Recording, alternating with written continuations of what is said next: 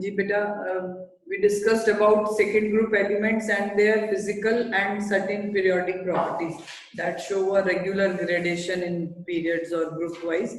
Next is chemical properties of these elements, how they chemically react. So first of all, reactivity अगर हम discuss करें, first group elements are more reactive as because they are the most reactive metals, you can say.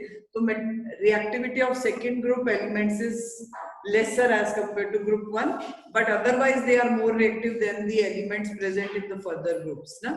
अगर हम metals की reactivity में देखें तो after alkali metals these are the next more reactive metals, but still जो members initial वाले हैं beryllium and magnesium, these two elements have they actually form a kind of coating of oxide on their surface. इन दोनों metals के ऊपर इनके अपने ही oxide की coating हो जाती है and that prevents further reactions. तो ये दोनों metals जो है they are less reactive as compared to the other elements of the group. इस property में magnesium अपने मैग्नीशियम रिबन का जो बर्निंग एक्सपेरिमेंट किया हुआ 10th में, तो उसमें भी एक क्वेश्चन था आपके, what is required to clean the coating और magnesium ribbon before burning it. तो इनके ऊपर अपने ऑक्साइड की जो कोटिंग है दोनों एलिमेंट्स के ऊपर रहती है. Similar coating also present on aluminium metal. तो मैग्नीशियम और एल्यूमिनियम की एक डायगोनल रिलेशनशिप भी है कि दोनों सिमिलर कैरेक्टरिस्टिक शो करते हैं. तो otherwise all other elements of the groups are very reactive and they are kept under paraffin because of their high reactivity. अगर उनको purely preserve करना है तो paraffin में किया जाता है, but these two metals need not to be stored in paraffin. अब उसके बाद हम reactions देखेंगे. First reaction with air.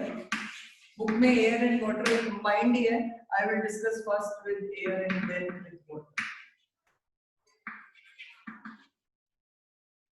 So as group 1 metals, they are very reactive towards air, तो उसके comparatively less reactive हैं, but still they react with oxygen and nitrogen gases present in air when they are burnt in air.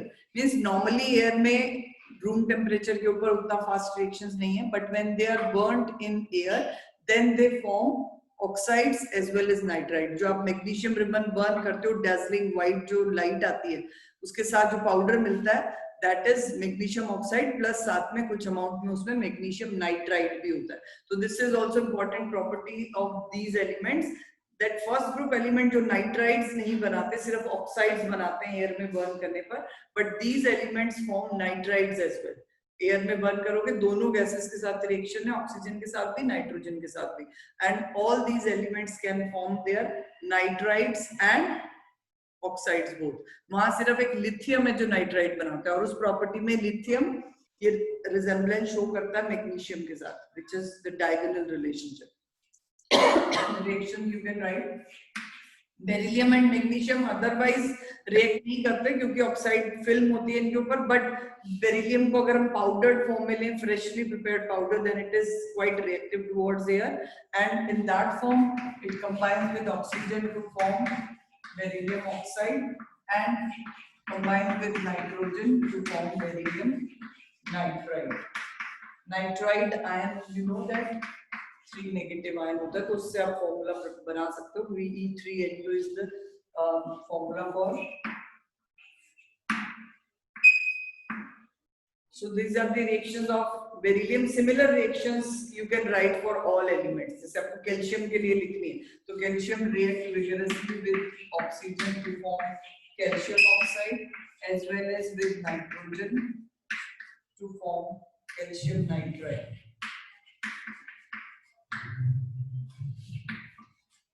So in same manner, magnesium ribbon को burn करते हैं हम, then it forms a magnesium oxide as well as magnesium nitride, mixture of both. So in this way, all elements react in same manner. Compound same है, बस reactivity में difference है. Chemical reactivity increases down the group with increase in size and decrease in ionization enthalpy of these elements. So reaction with air is okay, ठीक है. Otherwise ये दोनों prevent करते हैं रिएक्शन क्योंकि ऑक्साइड फिल्म है, but when they are taken in powdered form और magnesium ribbon की अगर हम देखें रिएक्शन, तो उसको अगर हम क्लीन करके करते हैं, then it readily burn in air to form oxide and nitride both. Next reaction with water.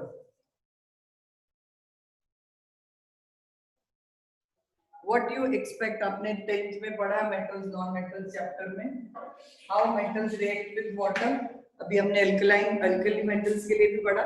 All these metals react vigorously with water, first group especially, to form their hydroxides and release hydrogen gas. Similar reaction takes place with these metals. Exception इन दोनों का है, ये दोनों react नहीं करते cold water से. Beryllium तो even hot water से भी reaction नहीं है. Magnesium reacts with steam to form hydroxide. तो जनरल जो मेटल्स कोल्ड वाटर से रिएक्ट करते हैं वो बाकी के एलिमेंट्स हैं, जैसे कैल्शियम हो गया, then next barium and radium. तो these elements react with cold water even to form their oxides, hydroxides. Calcium plus H2O, calcium hydroxide plus H2. So in this way these elements cold, they react with cold water as well, but magnesium and beryllium, they are, you can say, inert towards cold water, kinetically slower reaction. Next is reaction with halogens. एक general reaction याद रखो, बाकी सबके formula same है क्योंकि valency सबकी same है ना, बस थोड़ा सा आइडिया रखो रिएक्टिविटी ऑर्डर क्या है. Third reaction is with halogens.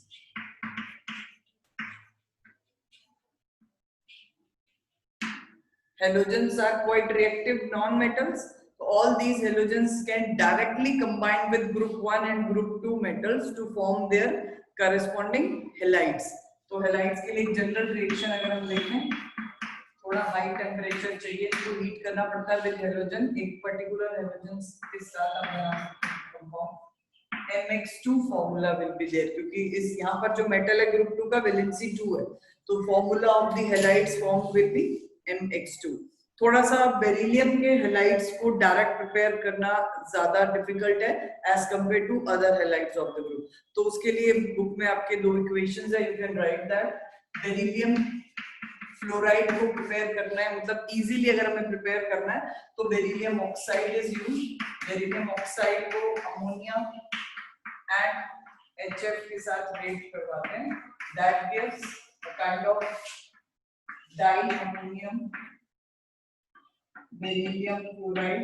ये एक कॉम्प्लेक्स कंपाउंड बनता है and that further on heating gives beryllium chloride plus ammonium.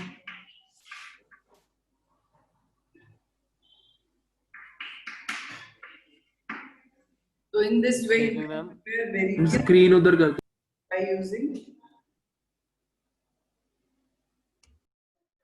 So beryllium fluoride can be prepared by thermal decomposition. आपके बुक में टर्म दिया हुआ है of this diammonium beryllium fluoride.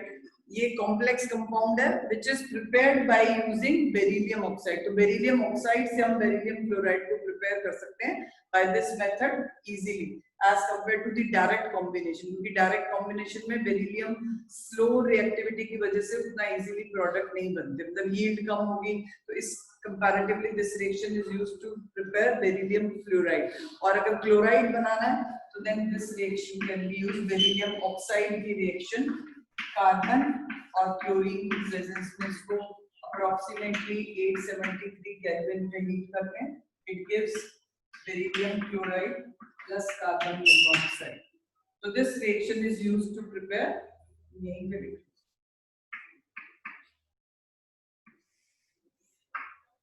So these two reactions are also given in book. Those reactions given in NCERT only you need to go for. Otherwise in reference books you will find certain more methods. क्योंकि बहुत methods हैं prepare करने के, but you need to go for only NCERT equations. Okay? So the direct combination can be used to prepare, मतलब halogens के साथ जो direct reactions है वो बाकी elements के लिए it's quite easy to prepare their halides.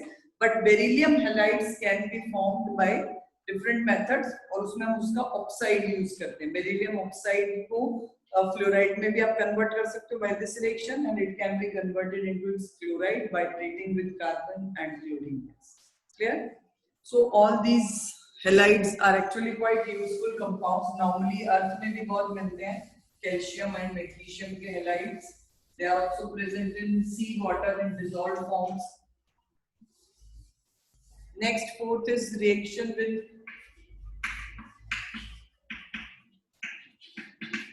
acids. Acids के साथ metals का reaction भी आपने पढ़ा है lower classes में. Reactive metals eliminate or you can say displace hydrogen gas from acids. तो ये वही equation आपको एक example दिया हुआ है M plus HCl giving MCl2 plus H2. So these elements are quite reactive towards dilute acids and with dilute sulfuric acids and dilute hydrochloric acids. They release hydrogen gas or displace hydrogen gas giving metal salts. Their last reaction is reaction with liquid ammonia. Ammonia gas को liquefy करके अगर हम उसमें एल्कलिक metals या alkaline earth metals को dissolve करवाते हैं तो ये हमने ग्रुप 1 में भी देखा है. उन मेटल्स के सॉल्यूशन जो बनते हैं लिक्विड अमोनिया में ये मेटल्स डिसॉल्व हो जाते हैं and these solutions when they are diluted मतलब 3 to 5 मोलर अगर कंसंट्रेशन है तो उस कंसंट्रेशन के बीच में ये डीप ब्लू कलर के highly conducting and paramagnetic solutions है. उसका रीजन क्या है कि अमोनिया में जब ये एलिमेंट्स डिसॉल्व होते हैं, for example if we are talking about group 2 elements, तो when these metals are dissolved in ammonia they form their characteristic cations. Electron lose किया, केटायन बने और ये जो केटायंस बन रहे हैं they are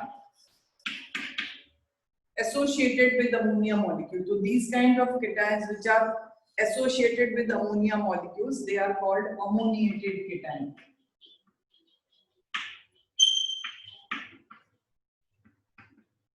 Plus 2 electrons will be released per metal atom because valency 2 है, तो ये दोनों electrons भी further ammonia molecules के साथ associate हो जाते हैं. तो यहाँ X number of ammonia molecules which are associated with metal ions and Y number of ammonia molecules that are associated with electrons. Numbers में vary और यहाँ पर आपको लिख देना है X plus Y. X plus 2Y कर लो क्योंकि 2 electrons रिलीज हुए. उस केस में X plus Y चाहिए होता है जब आप मेटल एटम एल्कली मेटल ले लो फर्स्ट ग्रुप का ले लो. ठीक है. And these electrons and metal ions which are ammoniated, these are responsible for electrical conductivity क्योंकि अगर ions present हैं, free electrons present हैं, तो that solution will conduct electricity. Second, these unpaired electrons are responsible for paramagnetic nature as well as color. जो colour आ रहा है इनका इलेक्ट्रॉनिक एक्साइटेशन की वजह से, तो डीप ब्लू कलर के सॉल्यूशंस हैं. तो question is there in NCERT book as well, why these solution of group 1 or 2 metals are colored or paramagnetic or conducting. तो रीजन यही है क्योंकि जो डाइल्यूट सॉल्यूशंस हैं उनमें free electrons and free cations are present in their ammoniated form. Clear.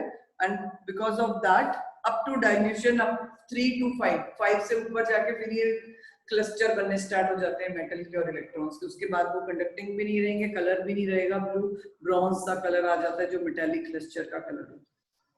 So with this these reactions are given in your book. Any doubt up to this? एक hydrogen के साथ और है 6-1 reaction with hydrogen.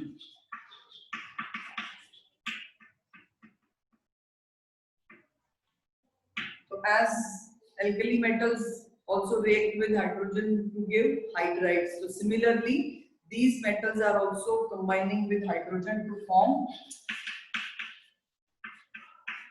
MH2. Dihydrides इसको आप कह सकते हो.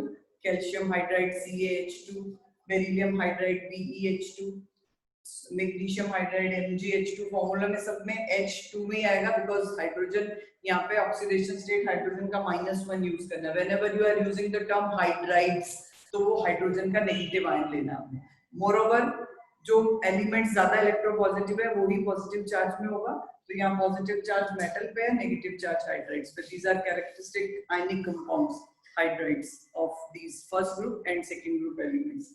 One hydride of beryllium can not be prepared by this direct combination. तो उसके लिए एक मेथड है आपको दिया हुआ there you can use BeCl2 plus LiAlH4.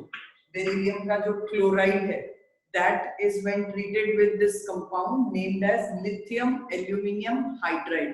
एक strong reducing agent है जो inorganic and organic reactions में काफी use होता है. Organic में तो बहुत useful है because it readily releases hydride ions. Hydrogen release करता है अपने में से and it can easily, you can say, reduce other species. तो यहाँ पर आपको मिलेगा BeH2, 4 हाइड्रोजन एटम है बेटा, तो 2BeH2 can be formed, plus जो इसमें लिथियम है और एल्यूमिनियम है, they will combine with chlorine to give their respective chlorides.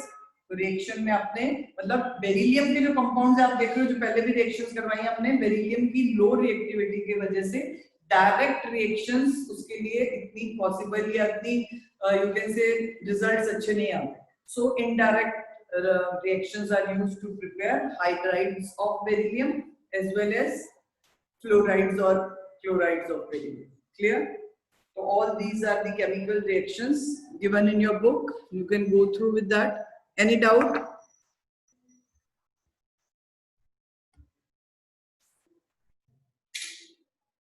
So hydroxides are basic in nature, but they are less basic as compared to the group 1 hydroxides.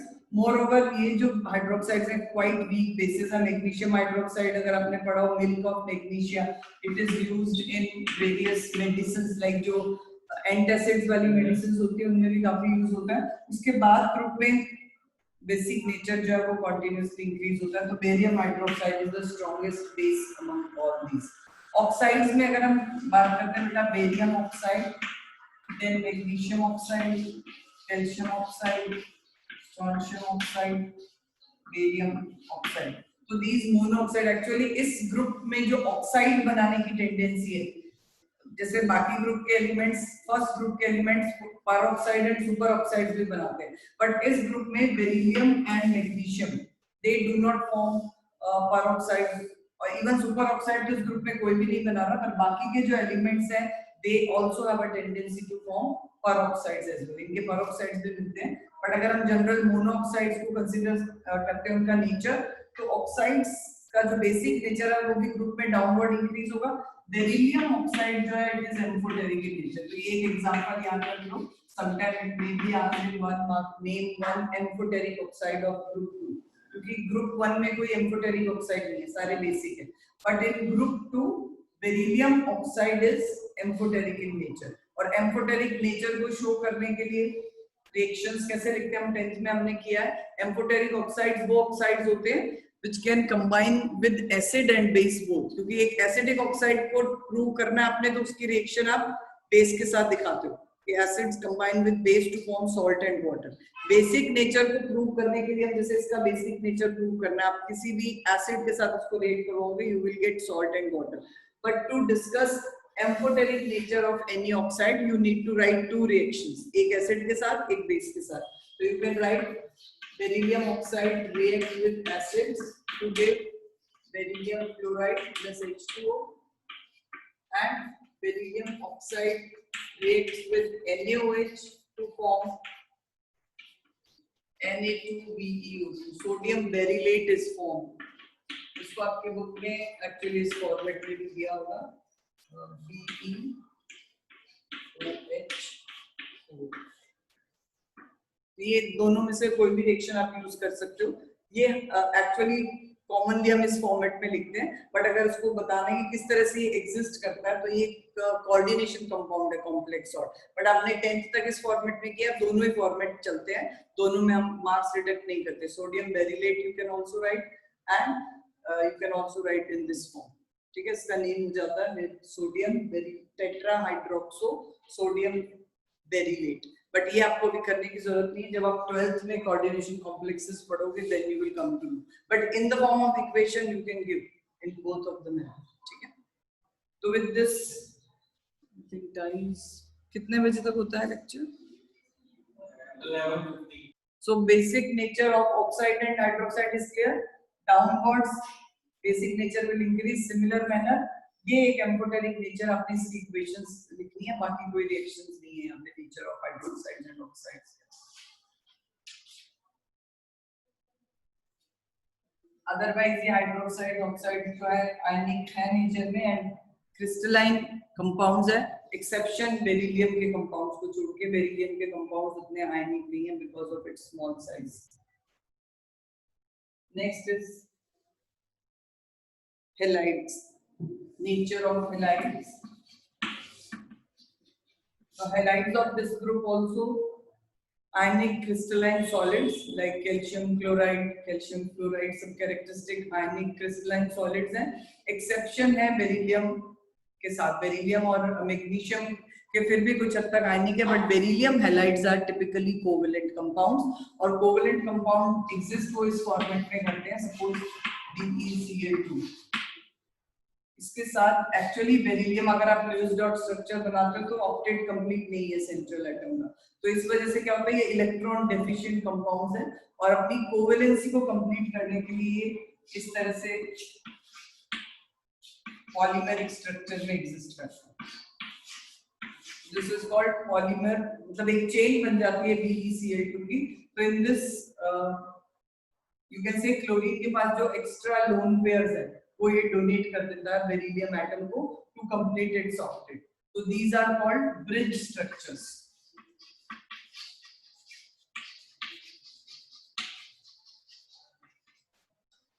बाकी ionic nature discuss करना है तो वही fire rule हम लगाते हैं, जितना size बड़ा होगा केटायन का उतना ज्यादा आयनिक होगा कंपाउंड, जितना केटायन छोटा है तो beryllium halides are typically covalent and other halides are basically ionic in nature. और हैलाइड्स के अंदर ये आपको पॉलीमेरिक स्ट्रक्चर जो है इसको हम कहते हैं bridge structure of beryllium chloride.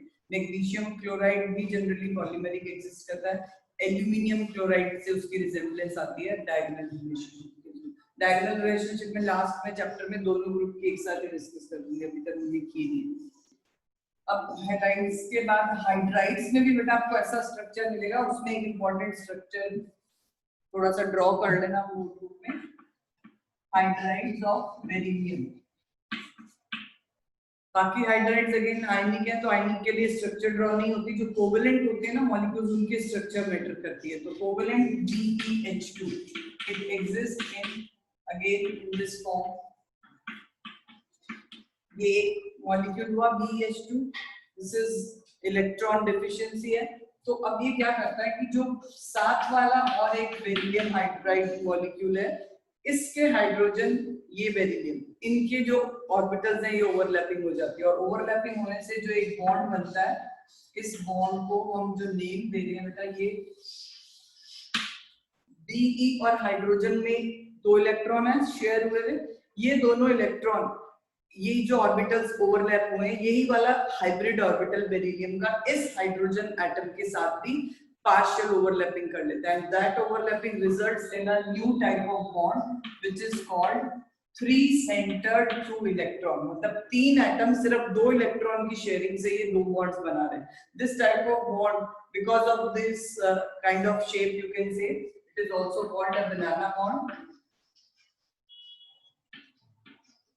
and it is a kind of three centered two electron bond which helps, यहाँ पर भी बनेगा इसी तरह से,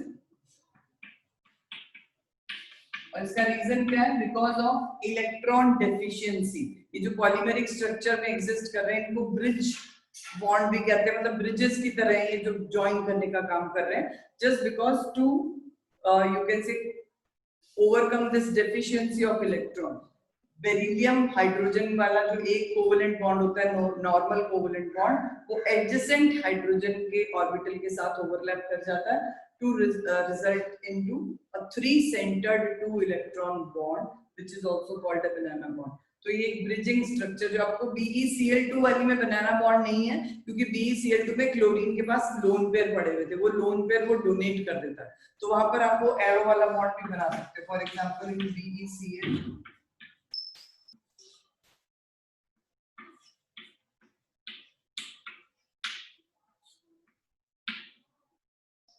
तो ये आप कहीं पर भी एक या इसी से दोनों तरफ कर दो, अगर आप ये वाले atom normal covalently bonded show करो तो यहाँ पे ये कोऑर्डिनेशन बॉन्ड्स आए, तो in this way it is completing it's octet. But यहाँ पर ये ऑक्टेट एज सच वैसे कंप्लीट नहीं है, बट जस्ट इलेक्ट्रॉन डेफिशिएंसी की वजह से जो पॉलीमरिक स्ट्रक्चर बनी है, ये एक न्यू टाइप के बॉन्ड जिनको हम बनाना बॉन्ड कहते हैं, these are also called bridges. इन ब्रिजेस के थ्रू ये मॉलिक्यूल्स कंबाइन हो जाते हैं to form a polymer like structure.